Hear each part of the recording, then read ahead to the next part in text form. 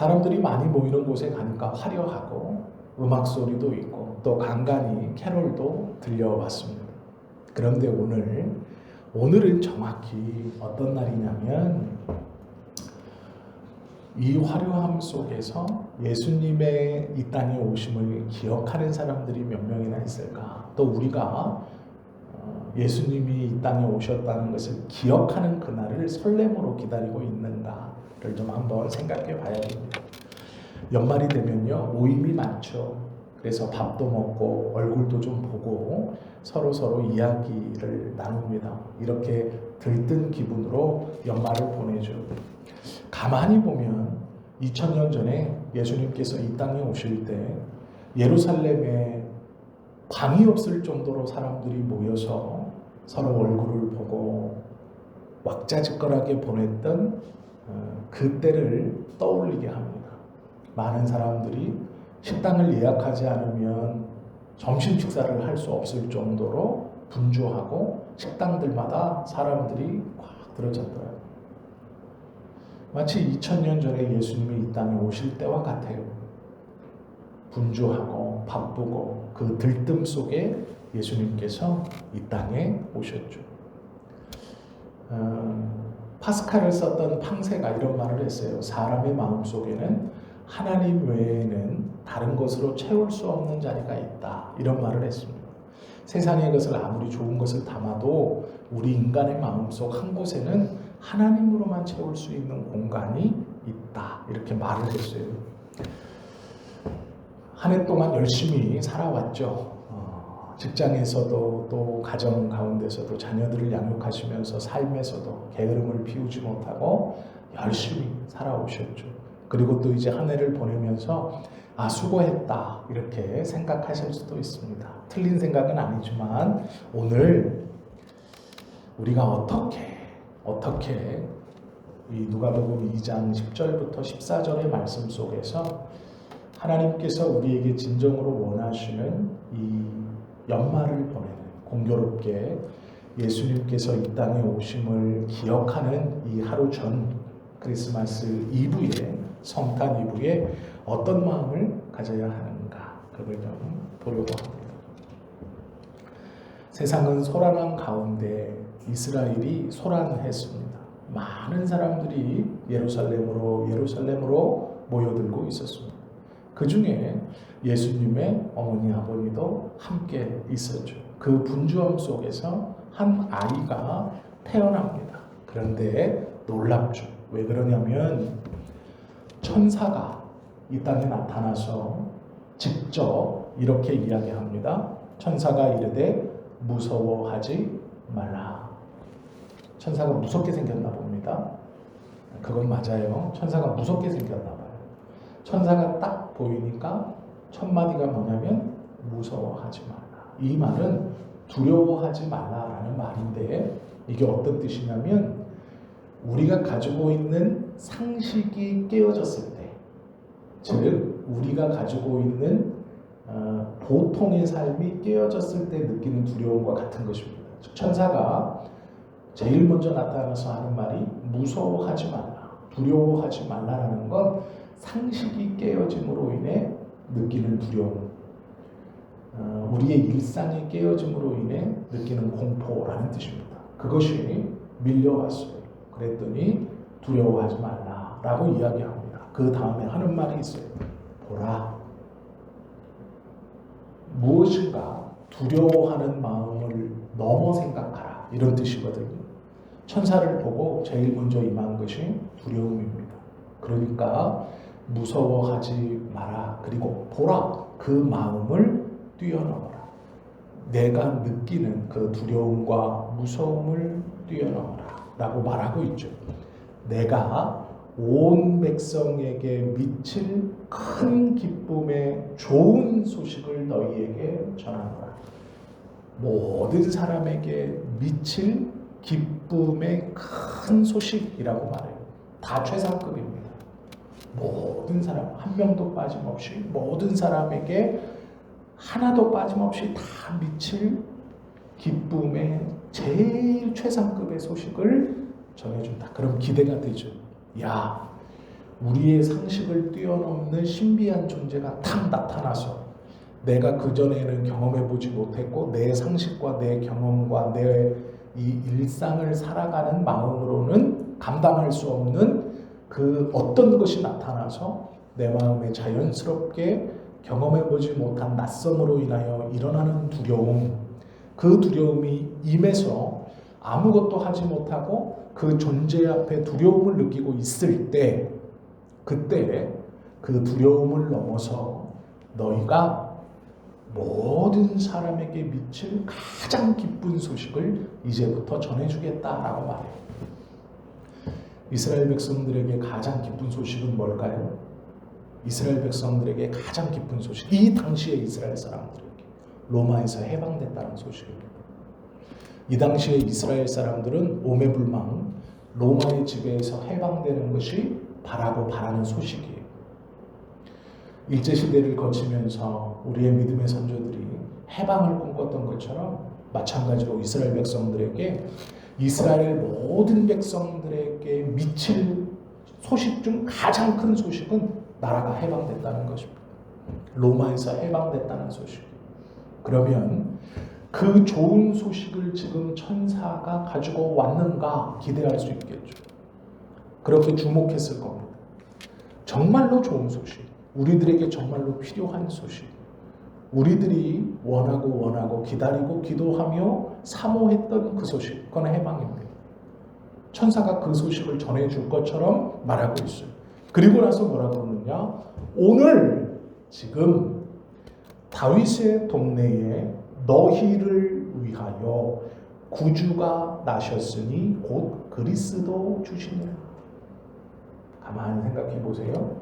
너희가 그렇게 기다렸던 해방자, 구원자가 나타났다. 나셨다. 태어났다. 어디에? 다윗의 동네에. 이스라엘 백성들이 기다렸던 소식입니다. 다윗의 동네에 태어나신 그분이 해방자이고 구원자입니다. 그래서 뭐라 그러냐면 구주 그리스도라고 해요. 구원자이며 해방자가 태어난다.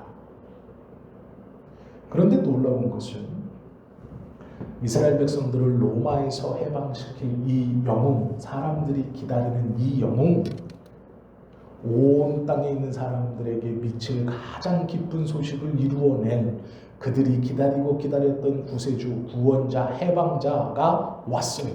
그러면 어떤 모습으로 와야 됩니까? 영웅의 모습으로 와야죠.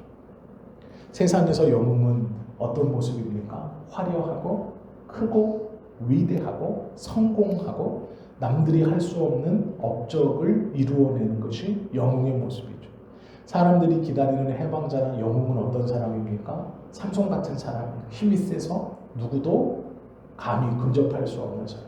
큰 능력이 있어서 누구도 접근할 수 없는 사람. 큰 위엄과 덕망이 있어서 모든 사람들을 끌어다닐 수 있는 매력과 힘이, 능력이 있는 사람. 세상 사람들이 기다렸던 해방자, 구원자는 그런 영웅과 같은 사람입니다. 그래서 세상 사람들이 기다렸던 그 해방자, 그 영웅은 왕궁에서 와야 돼요. 화려함 속에 와야 돼요. 주목받음 속에 와야 됩니다. 알렉산더 대왕은 왕궁에서 태어나서 왕궁의 교육을 받고 전쟁터에 임할 때 백마를 타고 다녔대요. 말을 섞어 탄 것도 아니고 무조건 잡티 하나 없는 하얀색 말을 타고 다녔대요. 그리고 금으로 만든 투구를 항상 쓰고 다녔답니다. 왜 그럴까요? 영웅이라는 걸 보여주기 위해서. 나는 영웅이다. 나는 그리스도의 영웅이다. 그래서 하얀 말을 타고 금으로 만든 투구를 항상 쓰고 다녔답니다. 전쟁터에서. 나는 영웅이다. 내가 알렉산더야. 나는 영웅이야. 내가 가는 곳에 패배는 없어. 라는 걸 선언하는 것이죠. 사람들이 좋아하는 영웅은 그런 겁니다. 화려하고 크고 다른 사람과는 다른 강력한 힘을 가진 구세주, 해방자를 원하죠. 이스라엘 백성들에게 그런 사람이 왔다라고 이야기해요. 그런데 첫 번째 역설이 사람들의 기대와는 반대되는 것이 이 본문에서 벌어집니다. 왜 그러냐면 이 본문을 천사들에게 듣고 있는 사람들이 누구냐면 목자들이에요. 세상을 해방시키고 이스라엘이 그렇게 기다리고 하나님이 약속했던 구원자, 해방자, 그 영웅이 이 땅에 지금 왔는데 그 영웅이 왔다는 소식을 누가 듣고 있냐면 목자들이 듣고 있어요. 일상을 살아가는 일에 도저히 일어날 수 없는 일을 경험하여 두려운 마음이 임해서 그를 천사라고 바라보고 그 천사가 이야기하는 해방자의 소식을 목자가 듣고 있어요. 목자가 들을 수 있지 않습니까? 아닙니다. 지금 태어나신 분은 영웅이에요. 이스라엘이 그렇게 기다리던 구세주입니다. 천사가 직접 그렇게 얘기했어요. 구주 그리스도시라. 그런데 문제는 세상을 향해 구원하실 영웅의 등장을 왕궁에서 듣거나 왕족이 듣거나 왕이 들어야죠. 그런데 누가 듣냐면 목자가 들어요. 이 목자가 우리가 생각할 땐 그냥 양치는 사람들 같지만 이 시대로 보면 가장 낮은 계급이에요. 목자라는 것은 들에서 남의 양을 치던 사람입니다. 돈을 받고 남의 양을 쳐주는 사람이야, 대신. 왜 이 사람들이 무시를 받았냐면 들에 나가서 다른 사람의 양을 치기 때문에 이 사람들은 안식일을 지키지 못했어요. 이스라엘에게 있어서 안식일을 지키지 못한다는 건 이스라엘 사람이 아니라는 뜻입니다. 금요일 저녁부터 토요일 해질 때까지 하나님의 성전에 나아가서 예배하지 못하거나 부정한 것을 가까이 하지 않고 거룩한 장소에서 하나님을 기억하고 말씀의 낭독과 또 자신들이 드려야 되는 기도들을 그 시간에 드리지 못하고 안식일에도 들판에 나가서 양을 무리에 가두고 때가 되면 그 양을 몰고 가서 풀을 뜯겨야 되고 돌아오기 전에 물을 마시고 우물가로 몰아서 물을 마시고 다시 우리로 돌아와서 하루를 마치는 이 행위를 안식일을 포함해 모든 날을 반복하는, 즉 쉬는 날 없이 하나님을 경배하지 못하고 안식일을 지키지 못하는 이 목자들은 이스라엘 사람들에게 있어서 이스라엘 사람이 아닌 이스라엘 사람들.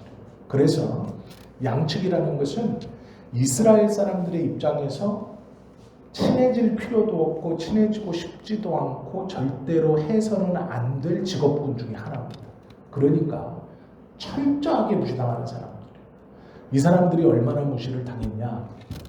일로 인해서 안식일을 못 지키는 것인데 안식일을 지키지 못하기 때문에 법원의 증인으로 설 수 없었어요. 즉 어떤 사건이 벌어져도 목자들이 내가 봤습니다. 그러면 인정이 안 돼요. 왜요? 너는 목자잖아. 이 말이 무슨 말이냐면 너는 안식일을 지키지 못하는 사람이 아니야. 너는 안식일을 지키지 못하기 때문에 사람이 아닌 거예요. 그렇기 때문에 법원의 증인으로 증언을 못했어요. 목자라는 일을 하고 있으면 그만큼 천시되는 사람들이었습니다. 직업으로 인해 안식일을 못 지키는데 이스라엘 사람들의 입장에서는 안식일을 못 지키는 사람들이기 때문에 법원에서 증인으로도 서지 못했어요. 그만큼 무시당했던 사람들이에요. 율법 안에서 부정한 자 취급을 받았습니다. 그래서 사람들의 따돌림을 당하던 제일 아랫계층의 사람들입니다. 또 이 사람들은 자신의 정체나 자신의 직업을 속일 수 없었어요. 왜 그러냐면 양떼들과 같이 있었기 때문에 몸에서 항상 그 양에서 나는 비린내와 양의 분냄새, 분뇨 냄새가 났다고 합니다. 그래서 이 목자들이 마을 안으로 들어오면 그 냄새가 나는 거예요. 몸에서. 그래서 자신들이 목자인 것을 숨길 수도 없었습니다. 그리고 이들은 다른 사람보다 긴 나무지팡이를 들고 다녔어요. 왜 그랬게요? 양을 노리고 덤벼드는 들짐승들을 그 지팡이로 무찔러야 했기 때문에 지팡이가 짧으면 안 되고 보통 자기 키보다 더 긴 지팡이를 들고 다녔어요. 그래서 누가 보아도 긴 지팡이를 들고 다니면서 몸에서 양에내는 비린내와 분뇨 냄새가 나는 모든 사람들은 다 목자인 거예요. 속일 수가 없어요. 자기들이 항상 들고 해야 되는 지팡이가 자신이 목자임을 증거했고 그 분뇨 냄새가 자기가 무슨 직업을 갖고 있는지를 증언했어요. 그래서 마을 안으로 들어가도 사람들이 말을 걸지 않았고 어떤 사건이 벌어졌을 때 이 목자가 보았어도 증인으로 참고인으로 증언하지 못했습니다. 그렇게 무시당하던 제일 아랫계급이 어떤 말을 듣냐면 온 세상에 가장 기쁜 소식을 미칠 구세주의 말을 듣는 거예요. 오시는 분은 영웅인데 그 소식을 가장 빈민인, 가장 밑바닥 계층인 목자들이 들었다. 성경에서 이 말을 강조하고 있는 겁니다. 이것은 중요한 의미가 있습니다. 굉장히 중요한 의미가 있죠. 우리는 예수님에 대해서 영웅처럼 기도하죠. 예수님, 하나님, 나의 성공을 보장해 주세요. 나의 성공을 이루어 주세요. 나의 화려함을, 나의 만족함을, 나의 어떠함을 예수님 허락해 주세요. 이렇게 기도하죠. 이것은 이스라엘 사람들처럼 영웅의 모습, 화려하고 탁월하고 능력을 가지고 와주세요. 나에게 와주세요. 그래서 나의 성공, 나의 뛰어남, 나의 빼어남, 나의 올라섬, 그것을 위해 하나님 오십시오. 똑같아요. 지금 이 이스라엘 백성들이 들었던 요 10장과 11절의 말과 똑같아요. 그런데 문제는 사람들이 구세주로 기다리고 해방자로 기다렸던 그 예수님이 말구 위에 오셨다는 거예요. 그리고 더 문제는 어린아기로 오셨어요. 강포에 쌓여있는 아이로 오셨다는 거예요. 사람들이 기다리던 영웅, 해방자는 그런 모습이 아니에요. 왕궁에서 주목받으면서 큰 권력을 가지고 태어날 때도 범상치 않아야 돼요. 벌써 키도 다른 사람보다 크고 용모도 빼어나고 누가 봐도 구세주 할 만하고 누가 봐도 구원자 할 만하고 누가 봐도 영웅의 모습이어야 됩니다. 이스라엘이 기다린 건 그런 구세주, 그런 해방자. 그런데 놀랍게도요, 짐승의 먹이통에 강보에 쌓여서 누인 아무런 힘도 없는 그 아기가 온 세상에 미칠 가장 기쁜 소식의 그 구주이며 그리스도라고 합니다. 이건 앞뒤가 안 맞는 말이죠. 그런데 그냥 하는 말이 아니라 12절 보시면 너희가 가서 가장 기쁜 소식인데 그 구주 그리스도가 나심, 즉 너희의 구원자가 나셨다는 표징을 내가 보여주겠다. 천사가 말하는 거예요. 표징이 뭡니까? 어떤 일이 벌어지기 전에 앞서 일어나는 일이에요. 아, 요 일이 일어나는구나. 그러면 그 뒤에 따라오는 거예요. 쉽게 설명하면 사과나무에서 꽃이 피었습니다. 그런데 그 사과나무 가지 끝에 있던 꽃이 피었다가 지고 딱 떨어지면 어떤 일이 일어나냐면 사과가 맺힙니다. 이건 불변이에요. 진리입니다. 사과꽃이 피었다가 사과꽃이 지면 그 자리에서 사과가 무조건 열려요. 다 아시죠? 꽃부터 피고 열매가 열려요. 이 똑같은 얘기예요. 징조라는 건 꽃이 핀다는 얘기예요. 사과 열매가 조그맣게 생겨서 바로 열리는 게 아니라 꽃이 먼저 핍니다. 그래서 사과꽃이 피었다가 떨어질 때가 되면 이제 그 거름도 더 주고 벌레도 해충도 더 열심히 잡죠. 왜요? 꽃이 졌으니까 이제 사과가 열리기 시작할 거예요. 이게 표징입니다. 그런데 놀랍게 말해요. 천사들이 뭐라 그러냐면 너희가 가서 강보에 쌓여 보자기에 쌓여 구유에 누워있는 아기를 보리니 말모기통에 보자기에 쌓여서 누워있는 아기가 있다. 너희가 그 아기를 볼 것인데 뭐라 그러냐면 이것이 표적이니라 라고 말해요. 모든 사람들이 기다리고 오매불망 기도하며 원했던 구세주이고 구원자이며 영웅인 그 사람이 이 땅에 왔어요. 오늘 왔대요. 그런데 그 사람이 사람들이 기대하던 모습과는 너무 달라요.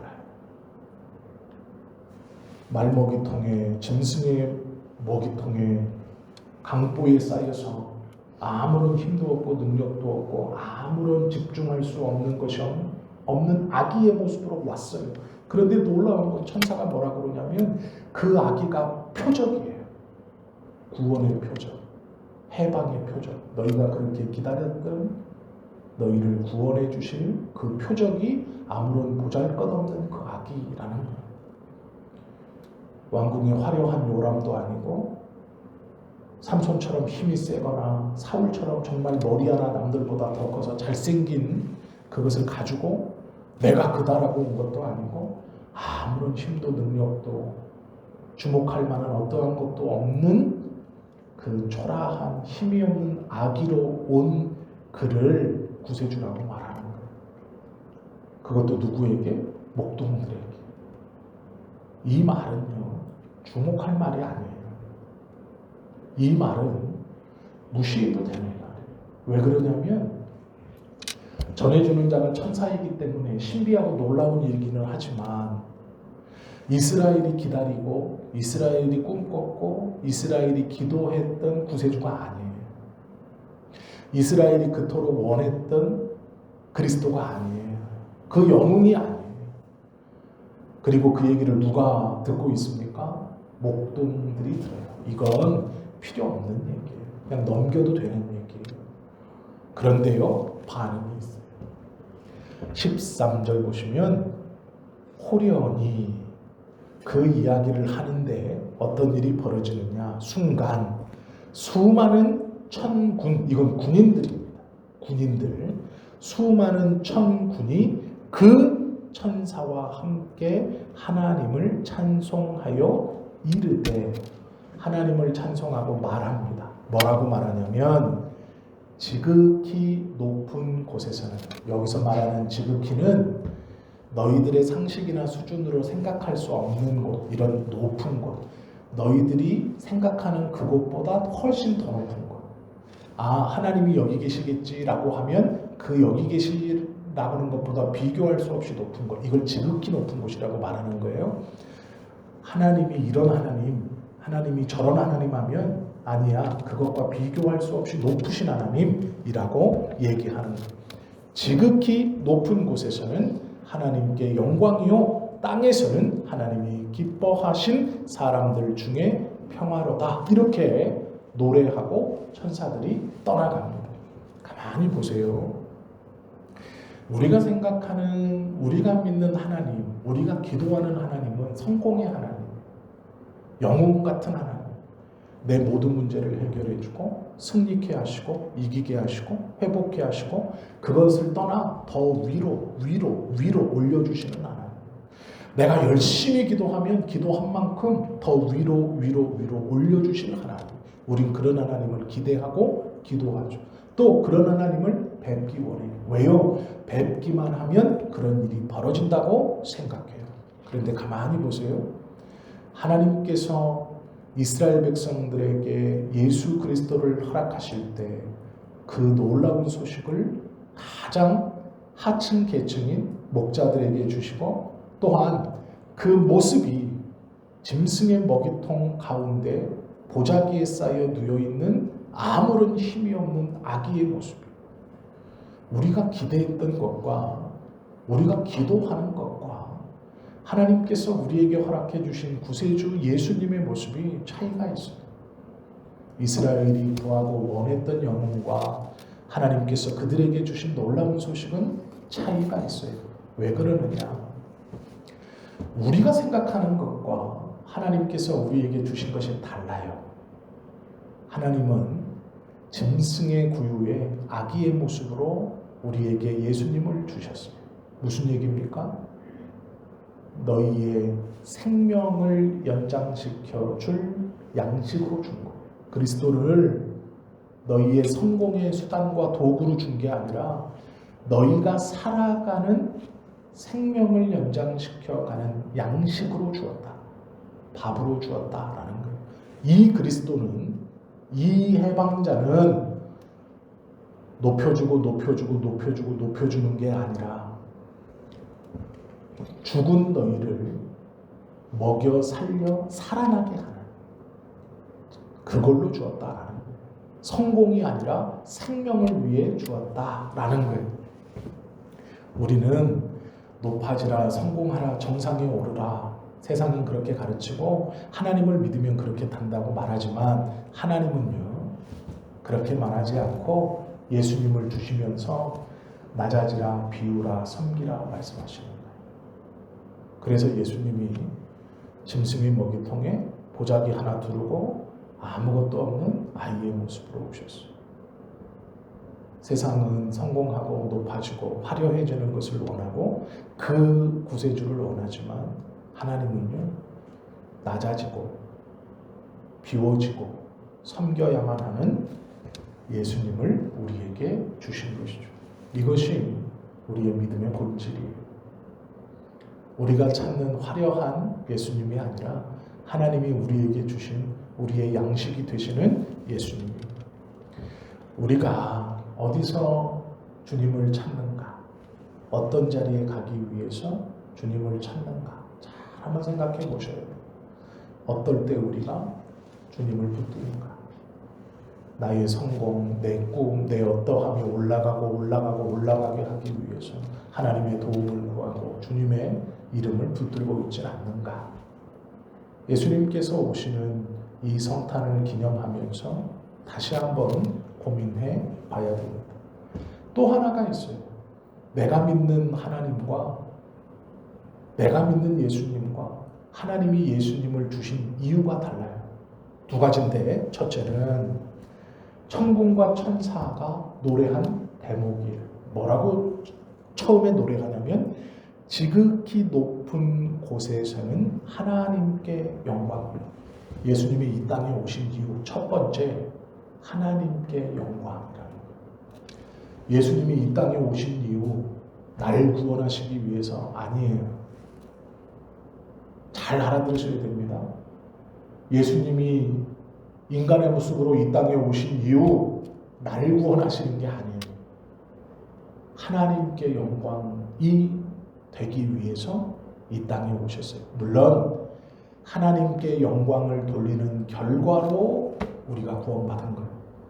그렇기 때문에 나를 구원해 주시기 위해서 이 땅에 오셨죠. 틀린 말은 아니지만 성경은 그렇게 말하고 있지 않습니다.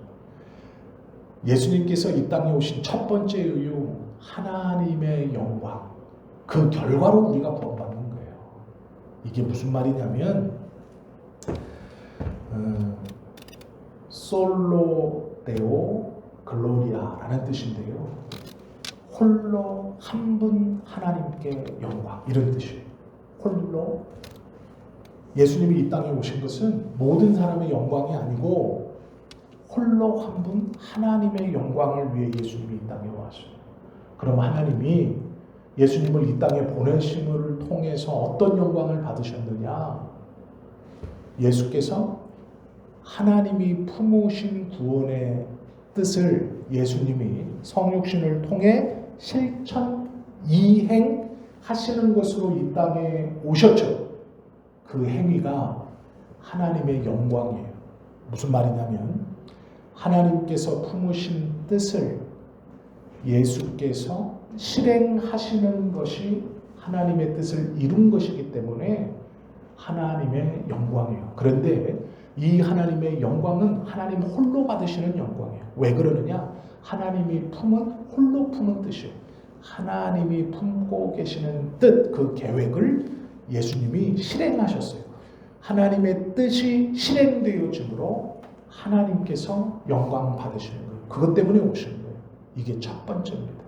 굉장히 중요한 말인데 깊이 묵상해 보세요. 이게 무슨 말일까? 그리고 예수님께서 이 땅에 하나님의 뜻을 이루시고자 성육신에서 오시는 것으로 하나님의 뜻이 이루어져 그분은 영광을 받으셨고, 두 번째 예수님이 이 땅에 오시면서 또 하나가 이루어져요.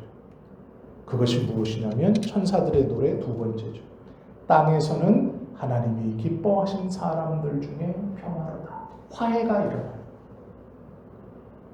화해가 일어나요. 서로가 서로를 이해하게 되고 용서하게 되고 서로가 서로를 바라보게 되고 서로가 서로를 보듬고 품어주게 되고 화해, 다툼이 멈추고 화해가 일어나요. 예수께서 이 땅에 오신 두 번째 이유. 땅에서는 화해가 일어나는데 문제가 모든 사람에게 일어나는 게 아니에요. 어떤 사람에게 일어나느냐? 하나님이 기뻐하시는 사람들 중에 일어나요. 이 화해가, 이 평화가. 그러면 땅에서 하나님이 기뻐하는 사람들 중 사람과 사람 사이의 화해가 일어나는데 이 화해가 일어나는 것이 예수님이 이 땅에 오신 두 번째. 그러니까 우리의 마음에, 믿는 자의 마음에 미움이 아니고 이해하고 품어주고 사랑함이 일어난다는 것.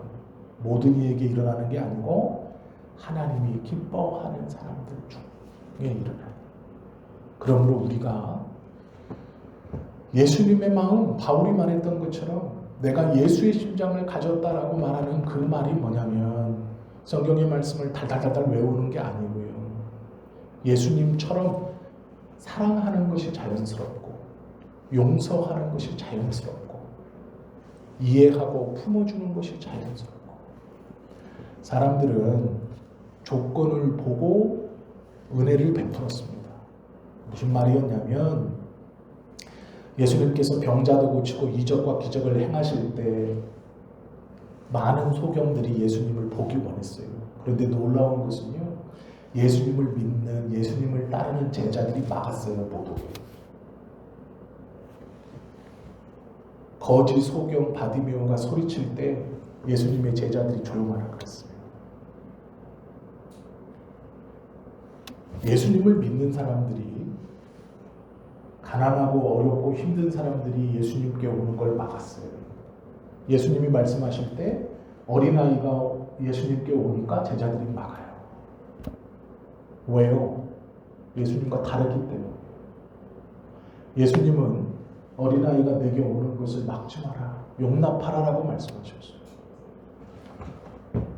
소경 거지가 소리 지를 때 그를 내 앞으로 데려와라. 제자들이 뭐라 그럽니까? 놀라지 마라. 주님이 너를 부르신다. 혈류증 앓은 여인이 예수 그리스도의 옷자락을 붙잡았을 때 누가 나의 몸에 손을 대었다라고 묻자 제자들이 사람들이 심이 많아 서로 밀칩니다 라고 대답해요. 달라요 마음이. 왜 다를까요? 예수님은요 용납하는 것이 자연스럽고 사랑하는 것이 자연스럽고 왜요? 이 땅에 오신 두 번째 이유가 그것이기 때문이에요. 그래서 예수님은 그게 오히려 자연스러워요. 원수를 사랑하는 것이 자연스럽기 때문에 원수를 사랑하라고 가르칠 수 있어요. 자연스럽게 나오는 거예요. 그러니까 십자가에 달리시면서 하나님 앞에 아버지요 이들을 용서해 주십시오 라는 거예요. 왜요? 그게 자연스러워요. 그런데 제자들은요 아니에요. 예수님께서 이 땅에 오신 두 번째 이유가 평화, 용서, 섬김, 이해 그것의 표적으로 왔어요. 그러면 그 예수님을 믿는 우리가 예수님의 마음을 가지고 있다면 똑같은 일이 일어나야 한다라는 거죠. 똑같은 마음을 가지고 있어야 한다라는 거예요. 그러나 그렇지 못하죠. 예수님께서 이 땅에 오신 첫 번째 이유 솔로 데오 글로리아, 두 번째 이유는 샬롬, 평화. 그런데 이 평화는 하나님께서 기뻐하는 사람들 중에 일어나요. 우리 안에 이 평화가 일어나야 하나님이 기뻐하시는 사람이라는 겁니다. 무슨 말입니까? 예수님을 받아들이려면 이 두 가지를 기억해야 돼요. 나 때문에 오신 게 아니에요. 하나님의 영광을 위해서 오셨고 그 하나님의 영광을 위해서 오신 결과가 나의 구원인 것뿐이에요. 우리의 구원인 것뿐이에요. 그래서 감사하는 거예요. 구원에 아무런 조건이나 구원에 아무런 가능성이 없었던 우리가 예수님께서 하나님의 뜻을 이루시고자 성육신에서 이 땅에 오심으로 하나님의 뜻이 이루어지시는 것으로 하나님의 영광을 돌리고 그 영광을 돌린 결과로 우리가 구원받은 거예요. 그래서 우리가 그리스도처럼 마음의 평화를 가질 수 있게 됐어요. 다른 사람을 사랑하고 이해하고 보듬어 줄 수 있는 마음을 갖게 됐다라는 것이죠. 15절과 16절에 보시면 읽진 않았지만 이 이야기를 해주고 천사들이 호련히 또 없어집니다. 호련히 나타났던 것처럼 호련히 없어져요. 그런데 목자들의 반응이 재밌어요. 잘 생각해 보세요. 온 세상을 진동시킬 너무도 놀랍고 큰 소식이에요. 온 이스라엘이 다 기다렸던 소식이에요. 목자들도 직업이 목자지 이스라엘 사람들이에요. 이들도 해방을 원하고 이들도 영웅을 원하고 이들도 구세주를 원해요. 그런데 놀라운 존재가 나타나서 자기들한테 그 말을 하는 거예요. 그런데 자기들이 기다리고 꿈꿨던 알렉산더 대왕 같은 구세주가 아니고 갑자기 말 구유에 누인 아기가 있을 것인데 그것이 표적이다라고 말해요. 제자들이요, 이게 저녁이거든요. 생각해 보세요. 사람들은 예루살렘으로 밀려들어요. 그러면 이 목자들은 지금 어떻게 해야 돼요? 사람들을 피해서 양떼들을 끌고 어디로 가야 돼요? 예루살렘 밖으로 빠져야 돼요. 예루살렘에 사람들이 많이 몰리면 몰릴수록 이 목자들은 자신의 양들도 보호해야 되지만 이 양들을 데리고 사람들이 없는 곳으로 이동해 가야 돼요. 점점점 예루살렘에서 멀리 가야 돼요. 그래야 양들을 지킬 수 있어요. 멀리 가야 돼요. 그런데 이 소리를 듣습니다. 듣고 어떤 일을 하느냐? 15절 보세요. 16절. 천사들이 떠나 하늘로 올라가니 목자가 서로 말하되 이제 천사들이 떠나갔습니다. 그랬더니 서로 얘기하는 거예요. 이제 베들레헴으로 가서 주께서 우리에게 알리신 바 이루어진 일을 보자. 야, 이게 진짜냐? 지금 예루살렘 있고 베들레헴 있고 베들레헴은 예루살렘에 붙어 있습니다. 목자들은요 한참 떨어져 있어요. 사람들이 많으면 양을 보호하거나 지키거나 예루살렘에서 최대한 멀리 가야 돼요. 풀이 있는 최대한 멀리, 우물이 있는 최대한 멀리 끝까지 가야 돼요. 그런데 여기서 듣고 목자들이 뭐라고 얘기하냐면 가보자. 지금 그 저녁에 가보자. 주님이 말씀하신 즉 천사가 말한 그 일이 이루어졌는지 가보자. 다시 가자는 얘기예요. 팽개치고 가자라는 거예요. 그래서 빨리 가서 마리아와 요셉과 규에 누인 아기를 찾아서 보고 천사가 자기들에게 이 아기에 대하여 말한 것을 전하니 듣는 자가 다 목자들이 그들에게 말한 것들을 놀랍게 여겼다라고 성경은 말해요. 목자들은요 그 말을 듣고 에이 내가 최하층민이고 내가 무시당하는 사람인데 나에게 이런 말이 들려 이게 이렇게 정말 중요한 말 같으면 왕궁에 있는 귀족들이나 왕들한테 했겠지. 우리에게 했겠어? 우리가 지금 어디 있는데 예루살렘에서 떨어져서 양들 보호하고 혹여 양들이 유산하거나 사람이 많음으로 큰 소리가 나므로 양들이 유산하거나 놀래거나 사람들에게 도둑맞지 않기 위해서 지금 외곽으로 몰아서 예루살렘에서 한참 떨어진 이곳에 있는데 그걸 우리에게 했겠어? 고관대작들이 모여있는 저 예루살렘 왕궁에 했겠지라고 무시하지 않았다는 거예요. 그들의 사명은 양을 지키는 겁니다. 그것 때문에 지금 이렇게 떨어져 있어요. 예루살렘에서. 그런데 문제는 가보자라고 하는 거예요. 생업을 잠시 내려놓고 가보자. 우리가 보자. 그 아이를 보자. 라는 거예요. 그리고 가서 자기가 들은 말을 자기들끼리 쏙닥대는 게 아니라 다 고해요. 우리가 이런 말을 들었다. 천사에게 이런 말을 들었고 그 짐승의 먹이통 속에 있는 아기의 어머니 아버지에게 이 이야기를 해줘요. 그랬더니 사람들의 반응은 뭐야 목동들이 와서 재우고 이게 기이 여기다는 말이에요. 근데 성경에 보시면 유일하게 마리아는 그 말을 마음에 품었다 이렇게 하죠. 이것이 예수님께서 오신 날 벌어진 사건이에요. 목동들에게 벌어진 사건. 기이하고도 놀라운 사건, 역전이 있는 사건이죠. 우리가 하나님 앞에 나아갈 때 우리의 상황이나 여건이나 내 신분이나 내 주제나 내 능력이나 따질 것 없어요. 말씀을 통해 오라 하시면 가는 거예요. 그 하나님을 찾아 그 말씀을 쫓아 가는 거예요. 나에게 약속하신 하나님의 말씀, 나에게 들려주고 계시는 하나님의 뜻.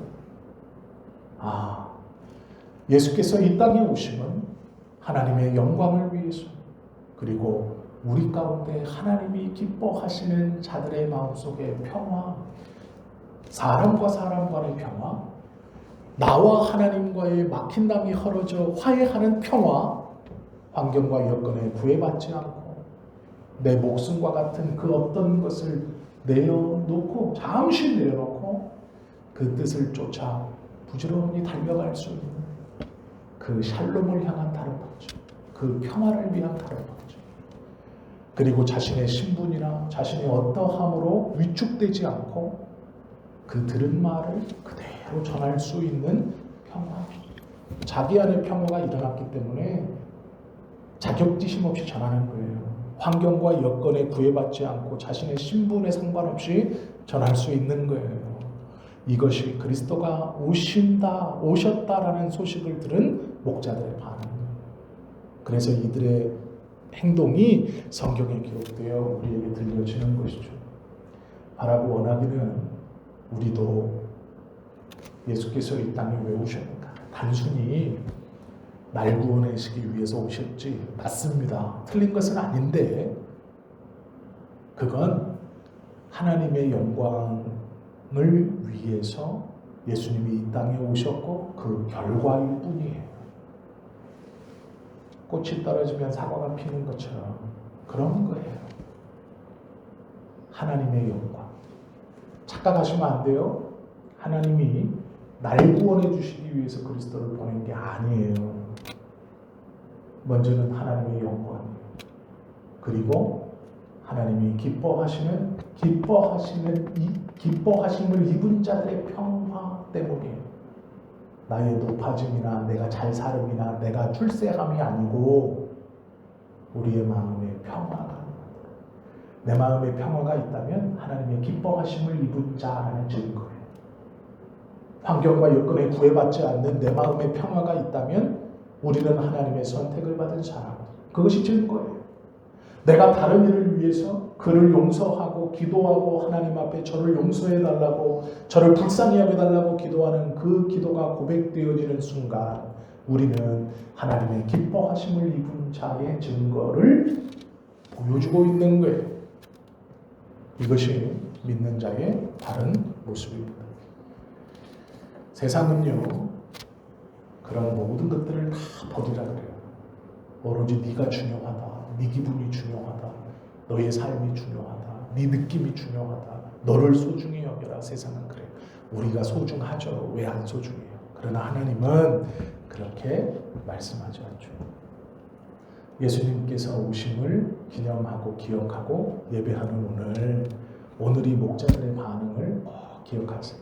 그래서 우리가 하나님께서 성탄 예수님의 오심이 무엇인가를 말씀을 통해 깨닫고 바른 믿음을 가지고 하나님 앞에 바르게 기도하고 하나님의 높으심과 나의 낮음을 다시 한번 생각하면서 하나님 앞에 언제나 겸손함으로, 또 다른 일을 대할 때 믿음의 증거를 가지고 대하는, 그를 이해하고 그를 위해 기도할 때 저를 불쌍히 여겨주십시오 라고 기도할 수 있는 저와 여러분 되시기를 예수님의 이름으로 축원합니다. 기도드립니다.